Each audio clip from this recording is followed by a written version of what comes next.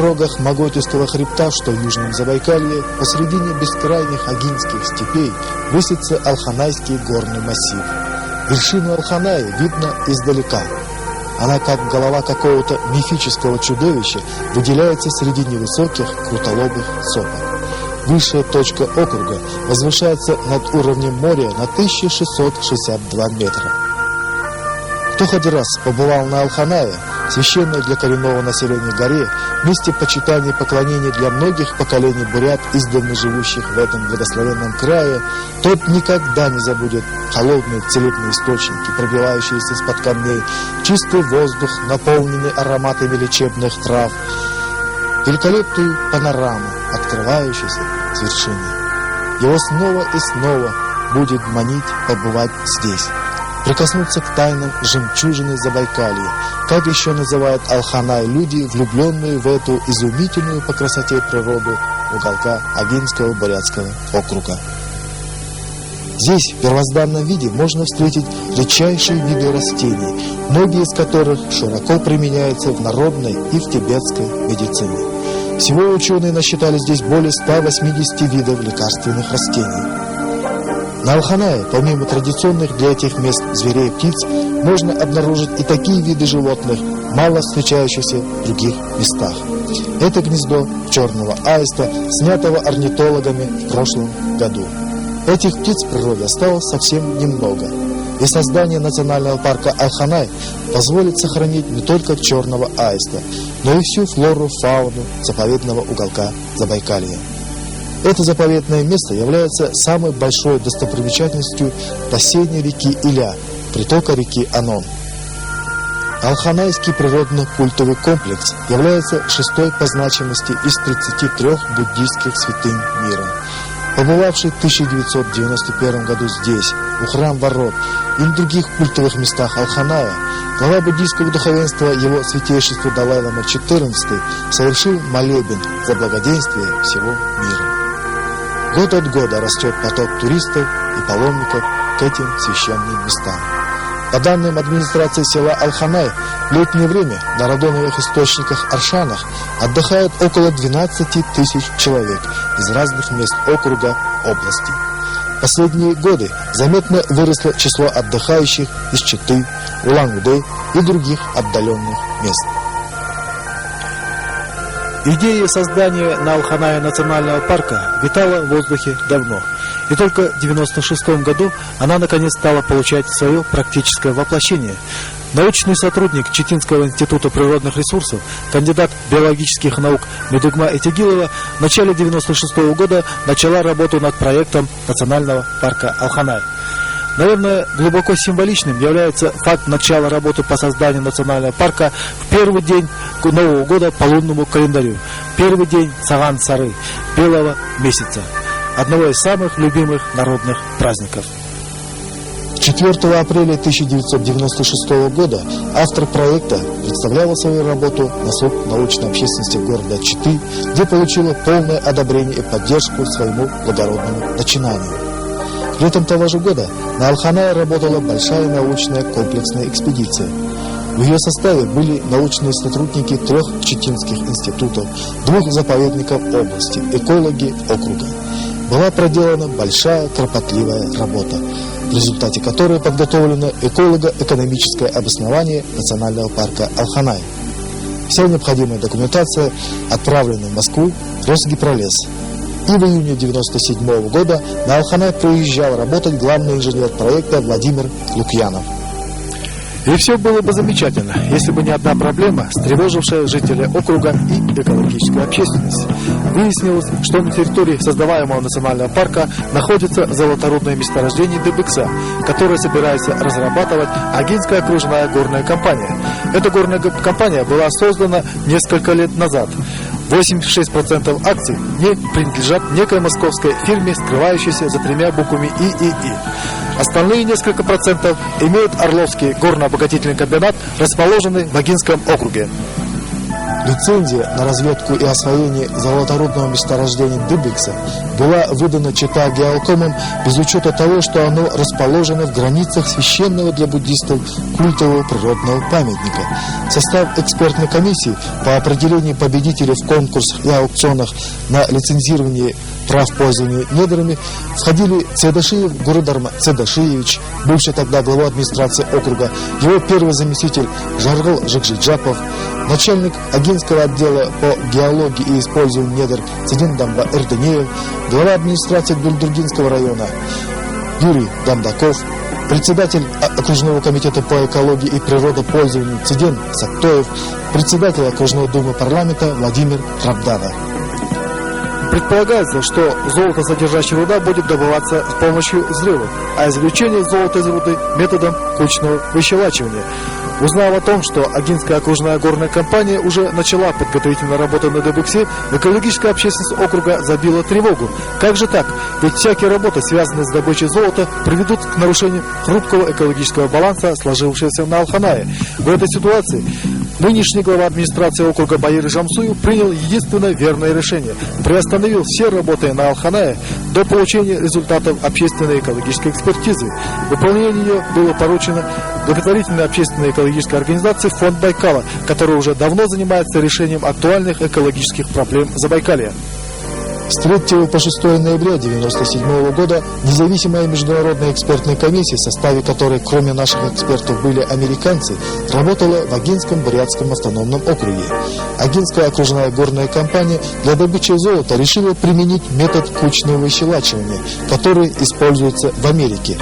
Представители этой компании уже побывали там, ознакомились с работой фабрики и приобрели соответствующее оборудование. Именно поэтому в состав экспертной комиссии были включены эксперты-экологи из США. Они должны помочь своим коллегам-экологам найти выход из создавшейся ситуации. На этих фотографиях видно, как разрабатывается золоторудное месторождение в Америке. Снята сама фабрика, пруды-отстойники. Эти кадры сделаны представителем Агинской горной компании, ездившим специально для знакомства с работой золотодобывающего предприятия. Может быть, американцы умеют работать с соблюдением всех технологических норм, но как-то не верится, что наши золотодобытчики смогут сработать так же. При использовании метода кучного выщелачивания, если не предусмотреть и не соблюдать все технологические нормы, процессы, будет происходить утечка зараженной воды, станут выделяться химические вещества, загрязняющие грунтовые воды, и все это повлияет на общую экологическую обстановку. В представленном экспертом технической документации по Дыбексинскому месторождению охране окружающей природной среды уделена только одна страница. Здесь отмечено, что практически все производственные процессы будут оказывать негативное воздействие на природу Алханая. В первые 2 дня работы экспертная комиссия провела ряд встреч с представителями администрации, с экологической общественностью, буддийским духовенством. При встрече в администрации округа американский эксперт-эколог Гэри Кук поинтересовался, видят ли в округе другие варианты экономического развития. Как экономист, он отметил, что, на его взгляд, перспективным в округе является развитие экологического туризма. Гэри Кук, помимо всего прочего, является консультантом Всемирного банка. Этот банк, как один из крупнейших инвесторов в мире, не вкладывает средства в предприятия с рентабельностью не выше 11%. А здесь, судя по всему, рентабельность золотодобывающего предприятия составит только 1%. На встрече в администрации Гульдургинского района эксперты-экологи встретились с обладателями лицензии на разработку Дыбексинского рудного месторождения, представителями Орловского горно-обогатительного комбината. Главный инженер комбината Олег Рогачев и главный геолог Лаврушин, говоря о своей позиции в этом вопросе, отметили, что в технической документации говорится только о первом этапе работы. Далее будут производиться разведка и доработка проекта. Но, согласно разведанным данным, содержание золота в 1 тонне руды составит 2,8 грамма. Рядом же, в Читинской области, предприятие «Балей золота» давно стоит, а у них этот показатель был намного выше, в 4 грамма на тонну руды. Если в целом посмотреть, как идут дела у золотодобытчиков в Читинской области, то обстановка напряженная. В те дни, когда экспертная комиссия работала в округе и на Алханае, проходила акция протеста горняков рудника Нарасунский. Например, вот что пишется в газете «Забайкальский рабочий» от 26 ноября. В течение нескольких суток 40 золотодобытчиков отказывались выйти на поверхность, отгружать золотоносный концентрат в знак протеста по поводу невыплаты заработной платы. Акционерное общество «Забайкал-Золото» задолжало рабочим рудника 14 миллиардов рублей. Тут у меня возникает вполне закономерный вопрос к тем, кто собирается начать разработку золоторудного месторождения Дыбыкса. Как же они при такой низкой рентабельности, всего 1%, и при таком низком содержании золота в одной тонне руды, всего 2,8 грамма, как же они рассчитывают получать какую-то прибыль? Я, независимо от результатов международной экспертной комиссии, экологической комиссии, выражаю протест мнения всех алханайцев категорически, беспрекословно запретить добычу, разработку золота на территории Алханая. Поэтому поймите меня правильно, товарищи орловчане, вы не на том пути. Пока дров не ломали, и вам даже люди подсказывают, просят, вы еще раз подумайте. Еще раз подумайте. И вас никогда в жизни уважать не будут. По технической документации Дыбыксинского золоторудного месторождения со стороны экспертов-экологов было много замечаний. Американский профессор Пол Робинсон отметил, что, на его взгляд, проект совершенно не соответствует экологическому законодательству. Технология кучного выщелачивания ему хорошо известна по Америке. При малейшем отклонении от технологий возможно попадание цианистого натрия в подземные воды. Наличие таких вредных компонентов, вроде как сульфаты, поскольку они являются производителем серной кислоты, а также сурьмы и мышьяка, наводит на мысль, что это наличие таких компонентов при пренебрежении технологиями может вызвать очень сильное загрязнение окружающей среды. А пренебрежение вот такого загрязнения среды и путем, в частности, обезвреживания отходов и рекультивации земель является насущной необходимостью при разработках вот такого типа. Это, в общем-то, технология, которая является потенциально опасной при соблюдении должных определенных мер. Но, с другой стороны, в проекте также очень мало проработаны вопросы наличия горы Алханай, святого места городского народа, рядом с этим месторождением. Очень мало уделено внимания значимости этого места, и в частности того, что с горы Алханай, с этого святого места, очень хорошо видно разработки будет. И кроме этого, именно как культурное наследие гора Алханай, в общем-то, очень мало упоминается в этом проекте, и уже одно это, а также и вот малая проработка, в общем-то, довольно неважная проработка, скажем так, проекта, вместе создают очень мало предпосылок для того, чтобы можно было одобрить вот такое вот горнодобывающее предприятие.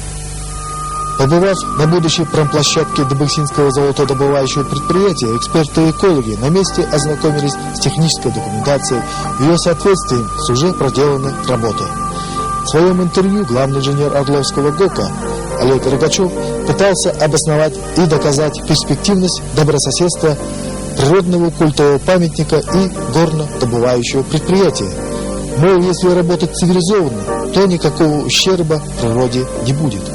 Но о каком же добрососедстве может идти речь, если в каких-то 5-6 километрах от места добычи золота расположено одно из удивительных творений природы – храм Ворота, по-бурятски Удын-Суму. Именно здесь, в июле 1991 года, провел молебен глава буддистов всего мира Далай-лама XIV. С каждым годом увеличивается поток паломников, туристов, желающих прикоснуться к этим священным скалам, набраться живительной силы Алханая. Побывавшие здесь летом 1996 года ученые комплексной экспедиции были поражены красотой здешних мест. Но геолог Софья Михайловна Синица отметила, что храм Ворота постепенно под воздействием времени разрушается, и необходима осторожность, чтобы сохранить для следующих поколений этот удивительный памятник природы. Буддийское духовенство Российской Федерации не остается в стороне, когда решается жизненно важный вопрос недопустимости нарушения экологической целостности буддийской святыни мира горы Алханай.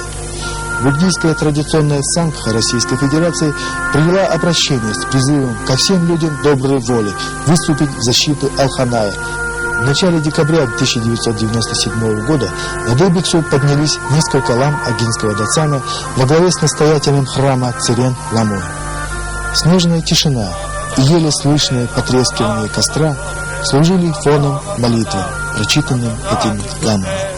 Они были направлены на то, чтобы помыслы тех, кто решил посягнуть на мировую буддийскую святыню, стали чистыми, чтобы золотодобытчики отвратили отсюда свой алчный взор.